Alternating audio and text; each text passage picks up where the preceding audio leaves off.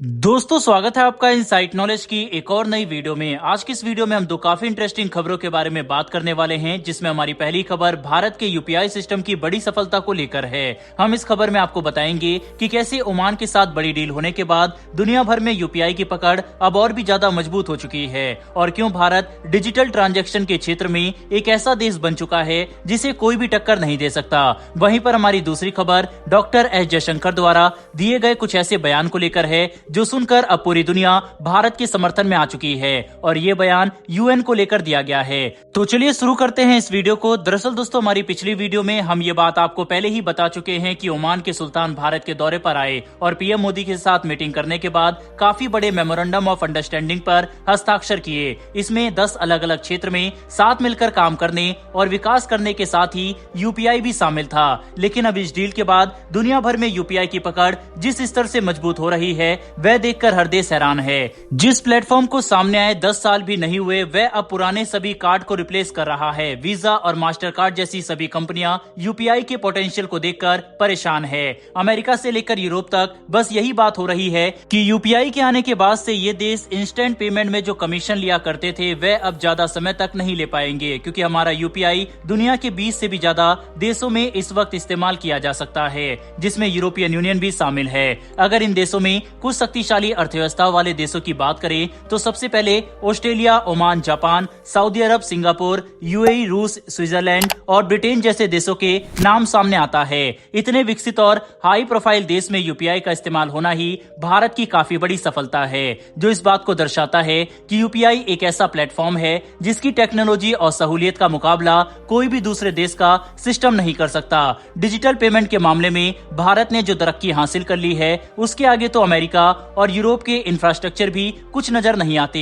दोस्तों, 300 million active user तो इस समय भारत में मौजूद हैं और ये लगातार बढ़ते जा रहे हैं। यूपीआई में एवरेज पेमेंट वैल्यू 1800 रुपए से ज्यादा की है, जो आने वाले समय में और भी ज्यादा बढ़ेगी। बता दें कि भारत के अंदर हर दिन कई करोड़ का ट्रांजैक्शन यूपीआई से किया जाता है। इतना ही नहीं, बल्कि अगर एक और बड़ी उपलब्धि की बात करें तो पहले डिजिटल पेमेंट में यूपीआई की हिस्सेदारी सिर्फ 28% की थी, जो आज बढ़कर 60% तक हो चुकी है, जिसका मतलब है कि कुल डिजिटल पेमेंट में 60% अकेले यूपीआई प्लेटफॉर्म से किया जाता है। साथ ही 2022 में यूपीआई से हर सेकेंड 2348 ट्रांजैक्शन किए गए। और दोस्तों, ये काफी बड़ी बात है। यूपीआई का इस्तेमाल सिर्फ पर्सनल लेवल पर ही नहीं बल्कि कमर्शियल लेवल पर भी किया जाता है। कई छोटे और मध्यम स्तर के बिजनेस ओनर यूपीआई का इस्तेमाल करते हैं, लेकिन अगर इस प्लेटफॉर्म को इतना सक्षम बना दिया जाए कि बिलियन डॉलर कंपनियां भी इसका इस्तेमाल करके पेमेंट कर सके तो ये ग्लोबल लेवल पर एक ऐसा हथियार बन सकता है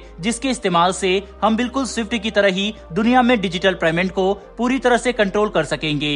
ये ऐसी ताकत होगी जिससे विश्व की अर्थव्यवस्था भारत के काबू में होगी और इसके बाद अमेरिका जैसे देश भी भारत को धमकाने की हिम्मत नहीं कर सकेंगे। भारत के यूपीआई के लिए कमेंट बॉक्स में एक जय हिंद जरूर लिखिएगा। बहरहाल बढ़ते हमारी दूसरी खबर की तरफ। तो दोस्तों, ये खबर डॉक्टर एस जयशंकर द्वारा दिए गए बड़े बयान को लेकर है, जिसमें उन्होंने न सिर्फ संयुक्त राष्ट्र सुरक्षा परिषद में बदलाव को लेकर अब खुलकर बात की, बल्कि उन्होंने अमेरिका और कनाडा के साथ चल रहे विवाद पर भी अपना मत रखा, जिसमें उन्होंने खुलकर कहा कि भारत एक जिम्मेदार देश है और सिर्फ कनाडा ही नहीं बल्कि अगर किसी भी देश को भारत से कोई परेशानी होती है, वहीं हमें इसका इनपुट मिलता है तो हम पूरी जिम्मेदारी के साथ मामले की जांच करते हैं। ऐसे में वह कहना चाहते हैं कि भारत हर मामले में सहयोग करने के लिए तैयार है, लेकिन कनाडा के राष्ट्रपति ने जिस तरह से अपने राजनीतिक लाभ के लिए भारत पर आरोप लगाए वह बिल्कुल भी सही या स्वीकार्य नहीं है।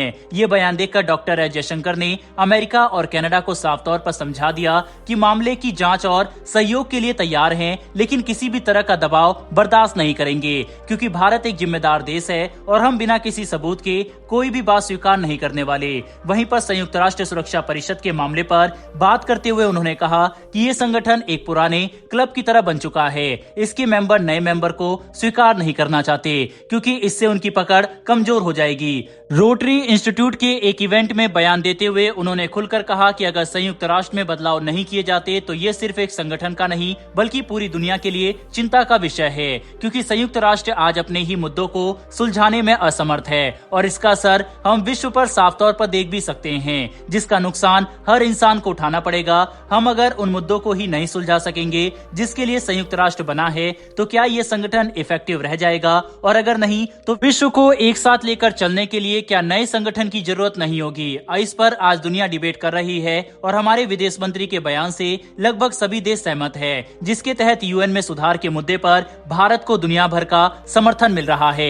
वैसे दोस्तों, अगर आगे चलकर भी भारत को यूएन में स्थायी सदस्यता नहीं दी जाती तो क्या भारत को आगे चलकर यूएन के विकल्प में एक ऐसा ही शक्तिशाली संगठन का विकास खुद करना चाहिए, जिसमें अपने सभी मित्र देशों को मिलाकर उन देशों को भी ऐड करे जो कि भारत से बड़ी शक्ति है। इस पर अपनी राय कमेंट बॉक्स में लिखकर जरूर बताइएगा। साथ ही दोस्तों, अगर आपको ये इन्फॉर्मेशन और वीडियो पसंद आई हो तो वीडियो को लाइक करके हमारी आने वाली डेली वर्ल्ड अफेयर से जुड़ी ऐसी वीडियो के लिए चैनल को सब्सक्राइब कर बेल नोटिफिकेशन अवश्य दबा लें। फिर मिलेंगे ऐसी एक नई वीडियो के साथ। धन्यवाद। जय हिंद।